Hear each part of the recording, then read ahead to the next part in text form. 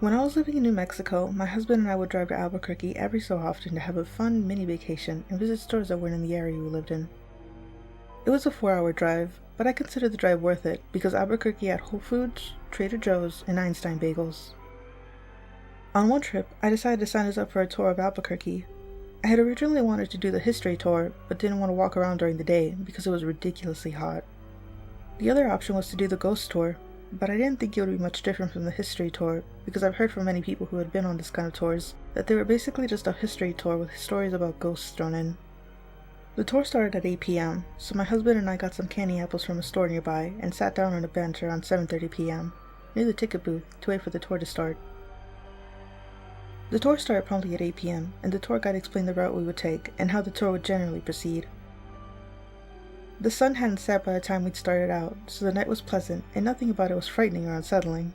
I was just happy to be spending time with my husband and learning about the history of Old Town Albuquerque.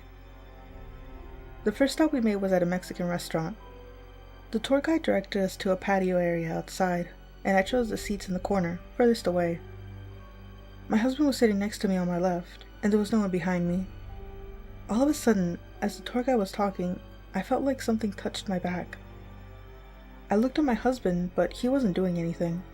His attention was on the tour guide, and when he saw me look at him, he smiled and asked, "What?" I asked if he'd been touching my back, and he said no, and looked confused. I shrugged it off and looked back to the tour guide when I felt it again. I turned all the way around and saw nothing, and turned back to the tour guide. He was explaining that there was a woman who was supposed to haunt the place, and the people had seen her occasionally around the restaurant. I don't remember if she'd owned the place or what, but he mentioned that she was attached to the restaurant. I kept feeling like someone was standing behind me, touching my back, and I finally got up and went to a wall to lean against it. The tour guide looked surprised and smiled at me. I thought that was kind of weird, but let it go and figured he smiled at everyone, so it had nothing to do with me getting up abruptly. The rest of the tour was interesting, and I saw a few weird things, but nothing was as weird as that restaurant.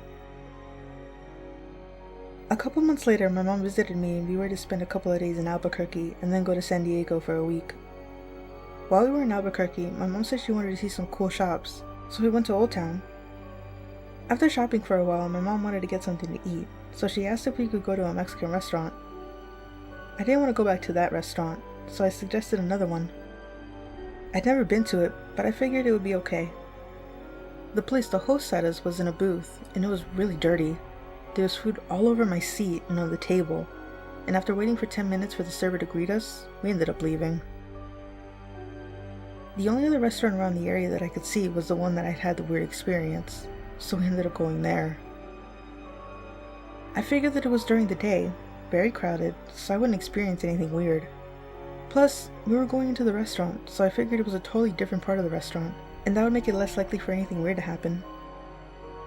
We ate lunch, and I had a really pleasant experience. I never felt like anyone was around or that I was being touched on my back. When we were done, my mom said that she had to go to the bathroom, and I waited in the hallway outside for her. While she was in there, I started to get a sense of being watched, and it became so strong that I could tell where it was coming from. In front of the bathroom, there's a little portion of wall that someone could hide behind in on both sides of the bathrooms. While facing the bathroom doors, to my left, I felt like someone was standing there. It was so strong that I expected to see someone at any moment, and was surprised that I couldn't see anyone. I actually needed to go to the bathroom at that point, but didn't want to pass whoever was on the left. My mom came out of the bathroom, and we left after that. I never went back there, but I have tried to figure out what the restaurant was called, in case anyone wanted to see for themselves if anything was there. I think it might be called the Church Street Cafe. Note: I did get the feeling that the presence near the bathroom was female, but I'm not sure about the presence that was touching my back outside.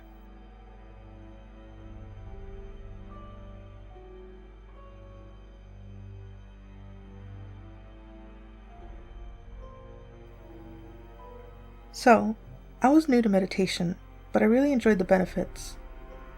After a couple of months, I started looking into different forms and what I could do with them. After a couple searches, I found remote viewing. It seemed like something I might enjoy. I got pretty good at the experiments in the book I had, and decided to try something different. Instead of the usual coordinates, I asked the door that I made in my mind to take me to somewhere that would blow me away. It did. I found myself outside in a place that was about as strange as a Dr. Seuss world. The grass was more like leaves. The trees were knobby and had leaves that looked like grass. It was dark, like twilight dark, but the red sun was about the noon position. There was a lake that was so dark it looked black, with damn near still water. There were hills in the distance with not natural light shining from the other side. The hills were by far the most intriguing thing, so I walked towards them. I didn't get 5 feet when I got the feeling I was being watched. I turned and there was something or someone there. I don't really know how to describe it. It was there, like a shadow is. You can see it, but no detail. Like if you were walking and your shadow went to the other way, then stood upright. It wasn't just a shadow though. He was also not there, like watching a movie where someone was edited out of every other frame. When I focused on him, I could see the shadow and feel him standing there, head tilted a little to the right. If I didn't focus, he was gone, but I could still feel him there watching me. I wasn't scared, and he didn't seem to be either. Then, in the blink of an eye, he went from rift away to like just shy of 10 feet away. I panicked and tried to run.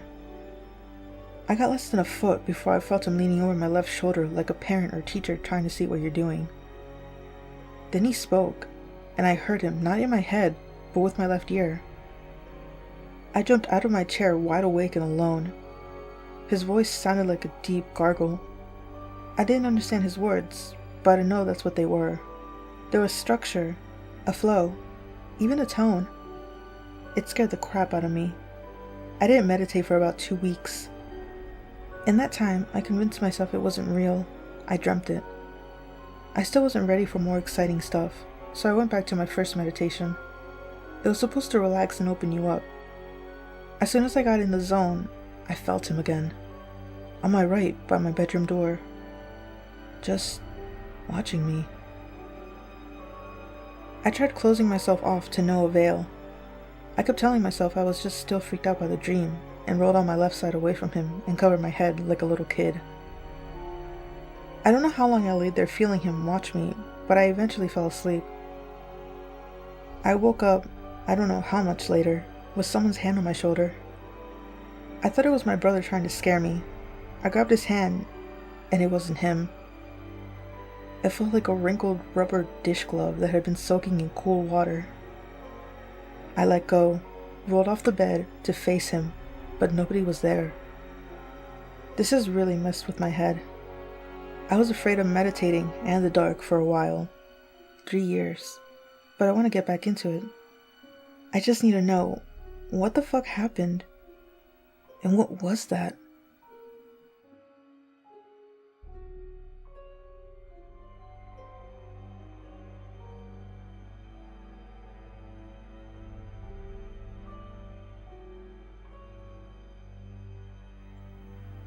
I was visiting my brother at the hospital late August last year. His room was on the ground floor, and it was the second to last room in the corridor. There was a fire escape at the end, and no rooms across the corridor. All the rooms had big glass windows facing out towards the corridor, so you could see who was in what room. I was visiting alone, and I sat down on a chair facing the window so that other people visiting him would see me and know that it was his room, and because the chair was already there. He told me that his girlfriend and her mom were coming in about an hour, and to keep an eye out for them, as he was going to fall asleep. About 10 minutes later, I saw his girlfriend and his mom walk past. I did think it was strange that they were here early, but as the hospital wasn't far from her house, I didn't think much of it. As they were walking past, his girlfriend looked straight at me, smiled, and continued to walk with her mom. I quickly texted her to see if she'd got the wrong room, but she told me that she was still at her house and was doing her makeup. I thought she was playing a trick on me, so I called a nurse in to wait with my brother as I went to go and find her. The room next to us was empty, nobody in the bed, no people, and the door was locked. The only possible way out was through the fire escape, and it set off an alarm if you opened it, and an alarm certainly didn't go off. I was confused, but put it down to my mind playing tricks on me. When his girlfriend and mom did arrive, they were wearing the exact same clothes as the other people were. Her mom was wearing a shirt she had designed herself, and there was only one of it in the world. I didn't tell either of them or my brother what I saw, and I went to the shop inside the hospital to get myself a drink and some mints. When I was walking back, I saw his girlfriend and her mom again. I said hi, but they didn't say anything back. I put it down to them not hearing me and went back to my brother's room. But who did I see? His girlfriend and her freaking mom, sitting down and talking to my brother. There was no way in hell that they could have gone back before me.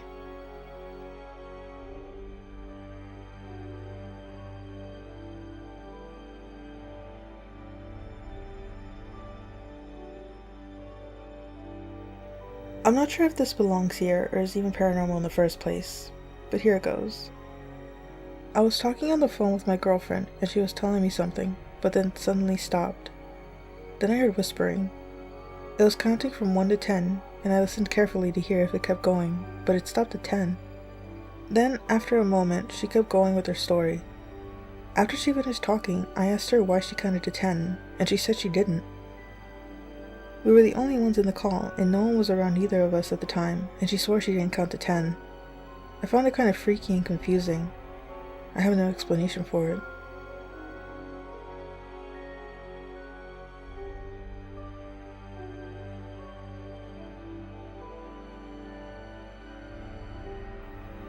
This all happened in the house that I grew up in.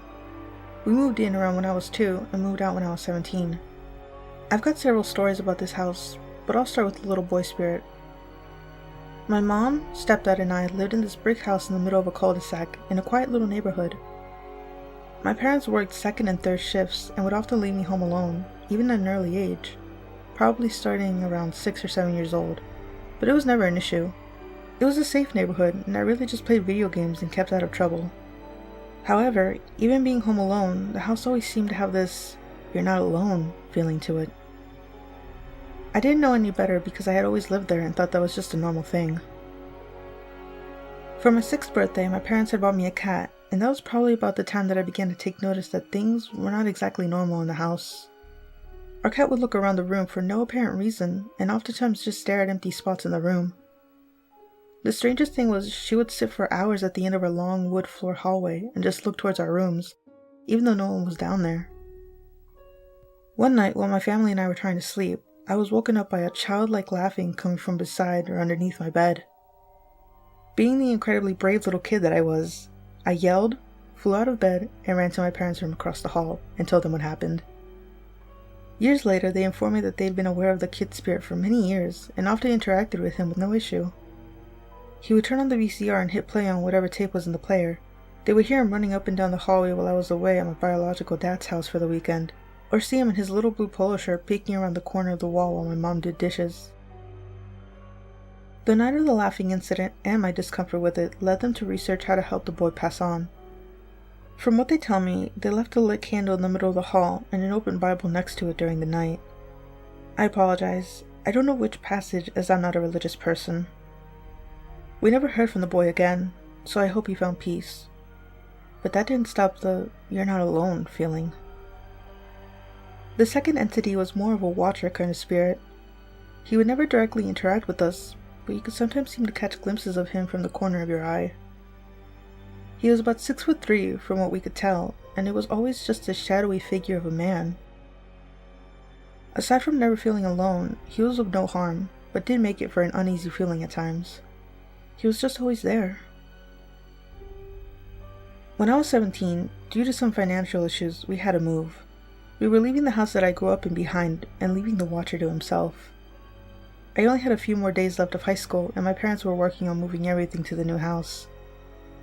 On the final night, I didn't feel like driving from our new house to school in the morning, so I opted to stay by myself that night. The house was entirely empty aside from my mattress that I left on the ground in my room and my alarm clock. At about 3:30 in the morning, I woke up and saw this shadowy pair of legs standing right beside me. It was strange this time though. He stayed for much longer than usual, and I didn't feel uncomfortable. I felt calm. There wasn't a noise to be heard. Everything was just still and quiet. I began to shift my gaze towards his face, and he melded with the darkness of the room.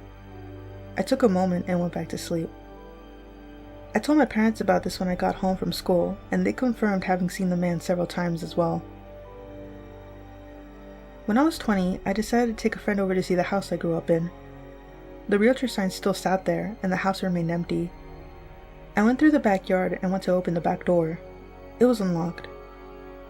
I opened the door and looked into the darkness of the house. This wave of sadness and loneliness washed over me, like nothing I'd experienced before. I imagine it was a mixture of seeing my childhood home so empty, and also the watcher's feelings of being alone for so long. I left immediately, but occasionally drive through the area just to see it. An older couple is now living there. I wonder if they could feel the Watcher Man. So, that's my story of my old house. I apologize for it being so long, and appreciate you sticking around through it all. It is a 100% true account of my growing up there.